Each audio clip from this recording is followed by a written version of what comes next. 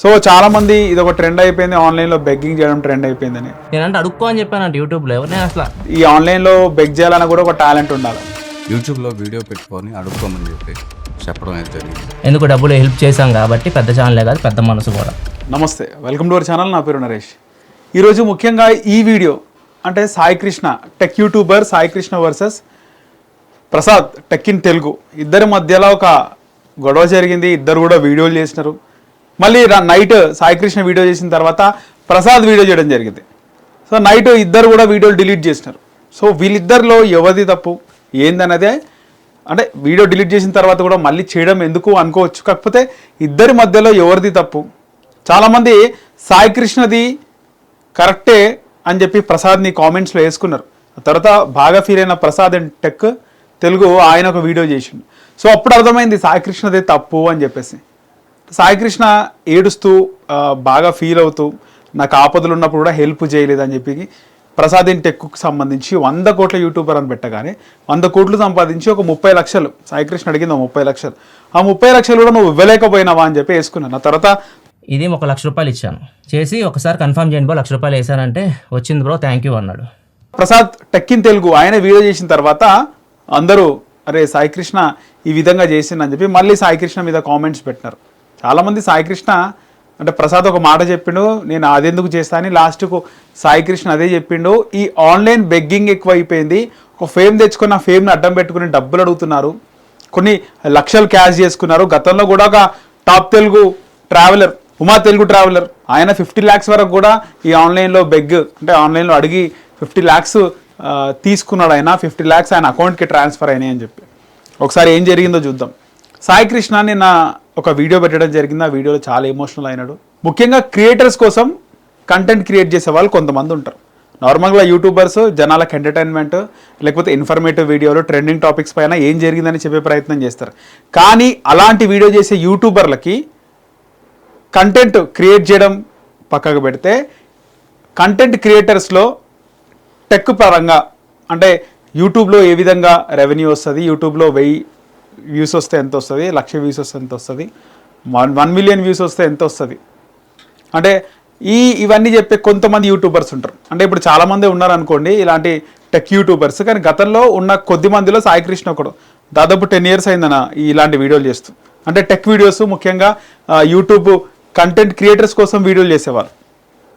So యూట్యూబ్లో లొసుగులేంది revenue విధంగా వస్తుంది, మొత్తం యూట్యూబ్ కోసం మానిటైజేషన్ కోసం ఇవన్నీ కూడా. సో ఇలాంటి వీడియో చేసే సాయి కృష్ణ కొన్ని రోజుల క్రితం ఒక పిక్సెల్ కంపెనీ పెట్టుకున్నాడు. ఆ కంపెనీ లాస్లో ఉంది. 3 years బ్యాక్ కూడా ఒక ఇష్యూ జరిగింది. రీసెంట్గా కూడా లాస్లో ఉన్నాను. 30 lakhs తన కంపెనీకి కావాలి. దీనికి సంబంధించి నేను ఒక 100 కోట్ల యూట్యూబర్కి అడిగాను. 100 కోట్లు సంపాదించాడు కానీ నాకు ఏం చేయలేదు. యూట్యూబ్లో ఒక వీడియో పెట్టుకొని, నీకు సబ్స్క్రైబర్స్ ఉన్నారు కదా, ఒక వీడియో పెట్టుకొని మీ సబ్స్క్రైబర్లను డబ్బులు అడుగు, ఎవరో ఒకరు డబ్బులు సాయం చేస్తారని సలహా ఇచ్చాడని చెప్పి సాయి కృష్ణ బాధపడ్డాడు. ఎవరా 100 కోట్ల యూట్యూబర్ అని కట్ చేస్తే ప్రసాద్ టెక్ ఇన్ తెలుగు 100 కోట్ల యూట్యూబర్ అని బయటపడ్డది. ప్రసాద్ టెక్ని బాగా చేసుకున్నారు. ఆ తర్వాత ప్రసాద్ టెక్ ఇన్ తెలుగు ఒక వీడియో చేసిండు. ఏం చెప్పిండు అంటే ప్రూఫ్తో సహా, నేను ఇప్పటివరకు ఒకసారి 1 లక్ష, ఒకసారి 1 లక్ష, ఒకసారి 60,000 ఇచ్చినాను. ఎవరికి ఇచ్చినాను? సాయి కృష్ణకి ఇచ్చినాను. మళ్ళీ ఇప్పుడు నన్ను బ్లేమ్ చేస్తున్నాడు. నేను సంపాదించుకున్న డబ్బులు 100 కోట్లు సంపాదిస్తే ఈ విధంగా ఉంటానా? ఆల్రెడీ 2,60,000 నేను ఇచ్చినాను, ఇంకా ఎక్కడి నుంచి ఇవ్వాలి అని చెప్పేసి నిన్న ప్రసాద్ వీడియో పెట్టిన తర్వాత చాలామంది సాయి కృష్ణని వేసుకున్నారు. ఇక సాయి కృష్ణ వీడియో డిలీట్ చేసిండు, ప్రసాద్ కూడా వీడియో డిలీట్ చేసిండు. ఇక్కడ గమనిస్తే సాయి కృష్ణ కేవలం ప్రసాద్నే కాదు, ప్రసాద్ వాళ్ళ కొడుకుకు సంబంధించిన కంటెంట్, కొడుకుకు సంబంధించినటువంటి మ్యాటర్ కూడా చెప్పిండు. ఆ 100 కోట్ల యూట్యూబర్కి కొద్ది రోజుల్లో వాళ్ళ కొడుకు ఫస్ట్ బర్త్డే ఉంది. ఆ బర్త్డే అమెరికాలో చేస్తున్నారంట. అక్కడ బిజీగా ఉన్నాను, అన్ని లక్షలు ఖర్చు పెట్టి చేస్తున్నాడు, ₹1,00,00,000 పైన ఖర్చు పెట్టి బర్త్డే చేస్తున్నాడు అని చెప్పి నిన్న మాట్లాడడం జరిగింది. సో ఇక్కడ తన కొడుకు ప్రసాద్ కొడుకు ఆయన లక్షను పెడతాడా, ₹1,00,00,000 పెట్టి అమెరికాలో చేసుకుంటాడా, లండన్లో చేసుకుంటాడా, సౌత్ ఆఫ్రికాలో చేసుకుంటాడా, జపాన్లో చేసుకుంటాడా, అది ఆయన ఇష్టం, ఆయన డబ్బులు. యాజ్ అ ఫ్రెండ్ నీకు ఆయన హెల్ప్ చేసిండు, లక్ష తర్వాత 60,000. సో అది నువ్వు రివీల్ చేయకుండా 100 కోట్ల యూట్యూబర్ నాకు సహాయం చేయలేదు, ఆన్లైన్లో ఈ వీడియో పెట్టుకొని అడుక్కో అని చెప్పి నాకు చెప్పిండు అని చెప్పి ఈ విధంగా మాట్లాడడం, ఎమోషనల్గా మాట్లాడడం. తన ఫ్యామిలీ కూడా ఏదో సూసైడ్ చేసుకొని చనిపోవడం ఎందుకు, చనిపోతే మొత్తం గివ్ అప్ ఇచ్చినట్టు ఉంటుంది. అదేదో నీకు చాలామంది సబ్స్క్రైబర్ సపోర్ట్ ఉంది కదా, టెక్ యూట్యూబర్స్ మీ ఫ్రెండ్సే చాలామంది నువ్వు డబ్బులు అడిగితే ఇస్తారు అని చెప్పి నాకు చెప్పినారు అని చెప్పి చాలా ఎమోషనల్ అయినట్టు. 10 years నుంచి నేను కంటెంట్ క్రియేట్ చేస్తున్నా, చాలామంది కోసమే కదా నేను కంటెంట్ క్రియేట్ చేసింది, చాలామంది సబ్స్క్రైబర్ల కోసం యూట్యూబర్స్ కోసం నేను క్రియేట్ చేసిన అంటే ఇక్కడ సాయికృష్ణ ఆయన క్రియేట్ చేసేటప్పుడు కొద్దిమంది ఉండొచ్చు, ఇప్పుడు చాలామంది ఉన్నారు. వాళ్ళందరూ కూడా యూట్యూబ్లో కంటెంట్ క్రియేట్ చేసి లేదా టెక్ వీడియోస్ చేసి ఎందుకు చేస్తారు? టెక్ వీడియో చేస్తే ఒకటి ఫేమ్ అవ్వడానికి, రెండోది ఆ టెక్ వీడియోస్ వల్ల వ్యూస్ వస్తాయి. సాయికృష్ణకు దాదాపు 7 to 8 lakhs సబ్స్క్రైబర్స్ ఉన్నారు. ఆయన వీడియోస్కి రెవెన్యూ వచ్చే అవకాశం ఉంటుందా? 50,000 1 lakh ఎంతో కొంత రెవెన్యూ వస్తుంది.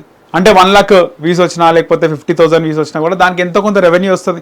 అలా తన టెక్ వీడియోస్కి అంతో కొంత రెస్పాన్స్ ఉంది. ఆయన 7 lakhs సబ్స్క్రైబర్స్ ఉన్నారు, రెవెన్యూ వస్తుంది, గడపొచ్చు. అది 30,000 వస్తాయా 40,000 వస్తాయా ఆయనకు సరిపోతుంది. కానీ ఆయన ఒక పిక్సెల్ కంపెనీ పెట్టుకొని చాలామంది ఎంప్లాయీస్ని రిక్రూట్ చేసుకొని వాళ్ళకి శాలరీలు ఇవ్వడానికి, నాకు సొంత ఇల్లు కూడా లేదు, 13,000 రూపాయల రెంటు, చాలా కష్టంగా ఉందని చెప్పి ఆయన మాట్లాడుతున్నాడు.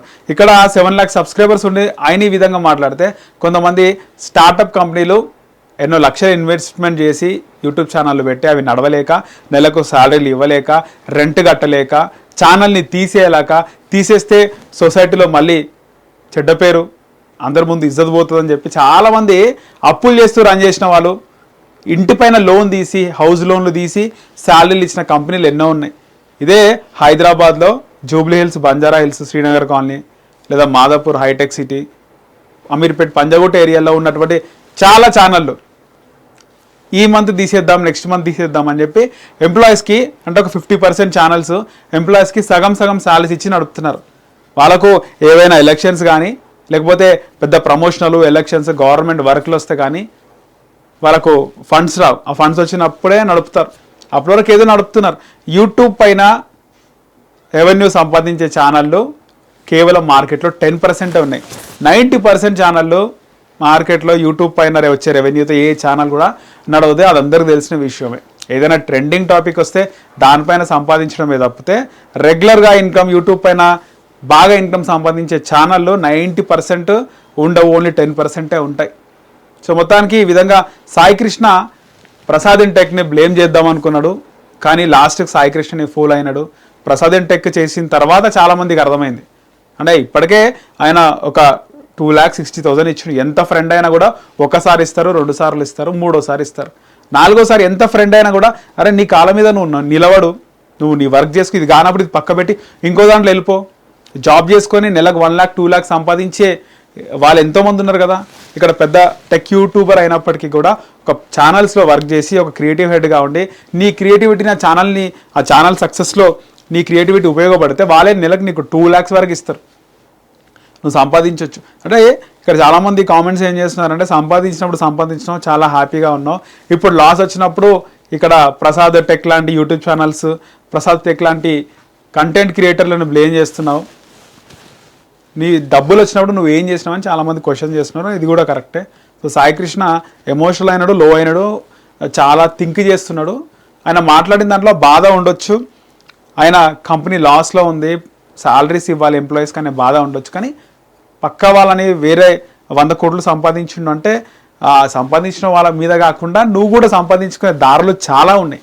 సరే ఈ నెల లాస్ వస్తే ఈ నెల ఆగిపోయి ఇంట్లో కూర్చొని ఆలోచించి నెక్స్ట్ మంత్ నుంచి ఏం చేయాలి, ఏ విధంగా మళ్ళీ సక్సెస్ అవ్వాలి, ఏ విధంగా కంటెంట్ క్రియేట్ చేయాలి, ఏ విధంగా కంటెంట్ పైన ఫోకస్ చేయాలనేది కూడా చూసుకోవచ్చు.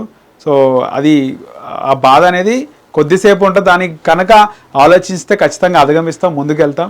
సాయికృష్ణకు ఆల్రెడీ 30 lakhs రావాలి, 30 lakhs నాకు కావాలి, నాకు అమౌంట్ సెండ్ చేయండి, అది 10,000 అయినా 20,000 అయినా సర్టన్ పీరియడ్ ఆఫ్ టైంలో నేను మళ్ళీ రిటర్న్ చేస్తాను, నేను ఒక లింక్ పెట్టాను, ఆ లింక్ క్లిక్ చేసి పేమెంట్ చేయండి, లేకపోతే నా క్యూఆర్ కోడ్ పెట్టినా, నా అకౌంట్కి సంబంధించిన క్యూఆర్ కోడ్ పెట్టినా దానికి స్కాన్ చేసి డబ్బులు వేయండి అని చెప్పిండు. 30 lakhs అయిన తర్వాత ఈ క్యూఆర్ కోడ్ని అలాగే ఆ లింక్ని నేను ఆఫ్ చేస్తాను అని చెప్పిండు. మొత్తానికైతే నాకు తెలిసి చిరమర్తి గారు ఆయన 1 లక్ష ఇచ్చినాడు, ఇంకో 1 లక్ష ఇస్తాడు, దాదాపు కొన్ని డబ్బులు అయితే ఆల్రెడీ వచ్చిండొచ్చు. కానీ ఆయన వీడియో డిలీట్ చేయకముందుకు 30 lakhs వచ్చినాయా, లేకపోతే ఇక్కడ ప్రసాద్ వీడియో చేసిన తర్వాత కావాలని డిలీట్ చేసిన డబ్బులు రాకముందుకే అనేది ఇంకా తెలియదు. మొత్తానికైతే సడన్ అమౌంట్ వచ్చినాయి. సో చాలామంది ఇది ఒక ట్రెండ్ అయిపోయింది, ఆన్లైన్లో బెగ్గింగ్ చేయడం ట్రెండ్ అయిపోయిందని. ఈ ఆన్లైన్లో బెగ్ చేయాలన్నా కూడా ఒక టాలెంట్ ఉండాలి, ఎవరికి పడితే వాళ్ళకి ఆ టాలెంట్ ఉండదు. రాధిక సినిమాలో డైలాగులు ఉంటాయి కదా, అలాంటి డైలాగు రాధికన డీజెటిల్లు. సో అలాంటి టాలెంట్ ఉండాలి. ఆన్లైన్లో బెగ్ చేయడము, ఆన్లైన్లో బెగ్ అనొద్దు, కానీ ఆన్లైన్లో డబ్బులు అడగడము కూడా ఒక ఆర్ట్ అనమాట. అందరు అడగలేరు అట్లా. అందరికీ అరే నా ఫేస్ చూపించి నేను అడగాల డబ్బులు అని. సో అది కూడా ఒక ఆర్టే. సో ఎవరైనా కూడా అంటే ఒక ప్రసాద్ పైన ఇక్కడ సాయికృష్ణ తప్ప ప్రసాద్ తప్ప అంటే ఖచ్చితంగా చూస్తుంటే సాయికృష్ణ ఆల్రెడీ చేయి జాపిండు, డబ్బులు అడిగిండు, ప్రసాద్ హెల్ప్ చేసిండు. ఆ 1,00,000 కాదు 10,000 ఇచ్చిన వ్యక్తిని కూడా మనము బ్లేమ్ చేయదు. వాళ్ళ దగ్గర మనం డబ్బులు తీసుకున్నప్పుడు వాళ్ళ కృతజ్ఞత భావంతో ఉండాలి. నీకు డబ్బులు అవసరం ఉన్నప్పుడు ఇచ్చేవాళ్ళు దేవుళ్ళతో సమానం.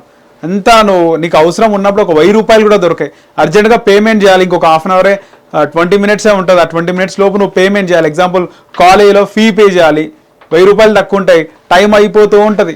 ఆ టైంలో 1000 రూపాయలు ఇచ్చిన వాళ్ళే నీకు దేవుడు. అవసరం ఉన్నప్పుడు హెల్ప్ చేసే వాళ్ళే దేవుళ్ళు, అది ఫ్రెండ్స్ అయినా ఎవరైనా తెలిసిన వాళ్ళు.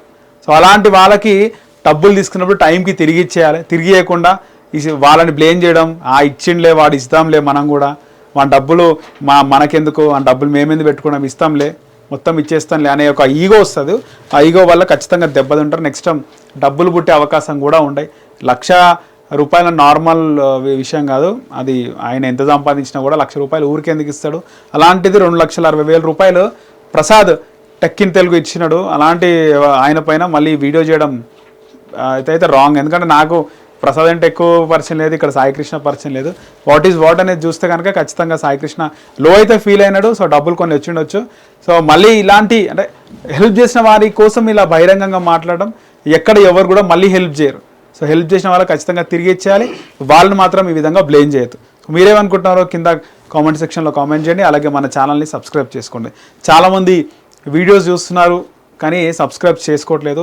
90% ఆఫ్ వ్యూవర్స్ మన ఛానల్ని సబ్స్క్రైబ్ చేసుకోవట్లేదు. సో అందరూ కూడా సబ్స్క్రైబ్ చేసుకోండి. ఖచ్చితంగా మన ఛానల్లో ఇన్ఫర్మేటివ్ అండ్ ట్రెండింగ్ టాపిక్ ఏం జరిగింది అనేది అనాలిసిస్ ఖచ్చితంగా ఉంటుంది. Thank you.